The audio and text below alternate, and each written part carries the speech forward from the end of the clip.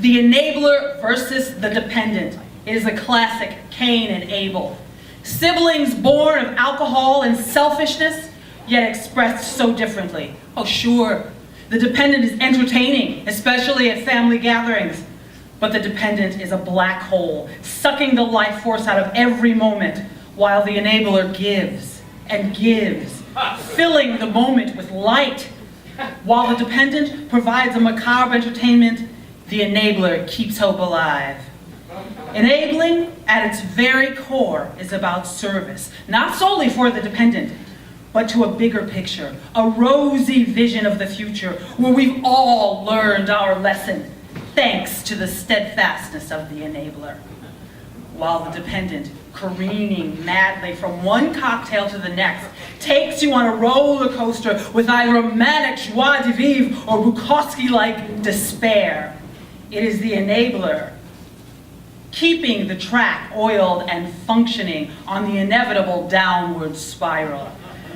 The dependent is friend to no man, not even to herself. The enabler, however, is a friend to us all. The ignoble enabler understands process and thus is a friend to the arts. With the relentless need to show the dependent and the world how valuable they truly are. What do you call a drummer without a girlfriend? Homeless. That's right, the girlfriend covering his shifts at the restaurant where they both work when he's too hungover, letting him wear her jeans when his still smell like puke and the audition is really important, and nodding encouragingly when he drunkenly insists his style is reminiscent of Alex Van Halen. Why do this? Because he does have talent, he sparkles with it. But without his girlfriend, the enabler, his career only served half its true purpose. Sure, he's a great drummer, and that's entertainment. But his VH1 Behind the Music episode is unwatchable as a cautionary tale. You may sit on your high horse, judging the enabler, always ready with an excuse, a place to crash, and a hidey hole for the key to the gut cabinet. But believe me, without the enabler, there could be no real recovery. Bottom must be smacked, and that's a process. I say, behold the empathetic enabler, who is a friend to recovery, to the process of recovery, the real process. It is a long road to recovery, to loving self-acceptance, to accountability, and the enabler helps the dependent travel that road in real time, their own time. The downward spiral step right up. Are you willing to take this ride? Are you at least this tall? Are you? The enabler is. And the enabler is in for the long haul, braving the fear, rolling up his sleeves and lending a helping hand, even knowing that the object of his enabling, the fickle, pickled enabler, the fickle, pickled dependent, will lump him in a category of people and places to avoid once achieving sobriety. While others throw up their hands and schedule interventions, selfishly wailing about how they were hurt by the dependent's drinking and bad behavior, glaring with red-rimmed and accusing eyes over wads of Kleenex, quite possibly on A&E. Wah, Betty, you were drunk and you ran over my foot. Well, their boo-hooery smacks of self-centeredness. The enabler knows, for the person whose foot is run over, that's a very bad day. But not for Betty, not for the dependent. The bottom can only be hit with benefit of a persistent downward spiral that is documented with the put-upon sighs, disappointed, forgiving, and smug encouragement of the enabler. Betty doesn't know until she knows. It's when she hits bottom, not when everyone else decides the bottom hits her.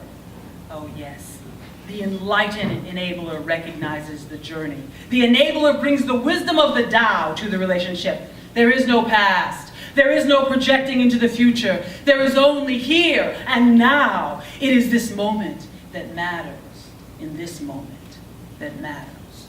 In this moment. Do you doubt the power of the enabler? one day at a time, my ass. This kind of work takes years. Just ask the lonely campfire girl, clutching a box of chocolate-covered toffees to her barely there breast in the Jewel parking lot, as the sun sets on another day of candy sales, praying it's her mother in that next car, though she knows damn well it isn't. And she watches the white trash Donnelly brothers from the other side of the Thorn Creek woods pedaling their way across the blacktop parking lot on girls' bicycles, so not upper middle class, and starting to sing, "Oh, Black Betty, bam-a-lam, whoa, Black Betty, bam-a-lam," as they pedal faster, getting closer. And though she may feel the pubescent tingle, the sexual pull of danger, she hightails it into the Jewel and drops her emergency quarter into the payphone and calls the Chicago Dough Company, home of the 32-inch mega pizza and the endless Long Island iced tea, and asks in a voice with a perspective far beyond her 12 years, "Is Blanche there?" "Yeah, she's here. I'm gonna send my boy Carlton in your mama's car, drive you home. You sit tight, honey, and you save me a box of toffees. I'm gonna help you sell the most, win that bicycle." No judgment, no call to social services. Just a can-do attitude and hope for another day. That's an enabler. They are doing what they do for you, for all of us, keeping the wreckage to a minimum, serving us all, doing the dirty work no one else wants to do. And just like our Mexican brethren from south of the border getting crap for it. But not from me. Not today. You go ahead, raise a glass to the dependent. They won't notice. They're already 3 sheets to the wind and their glass is half empty. Me, I'll raise one to the enabler. She's drinking soda and lime.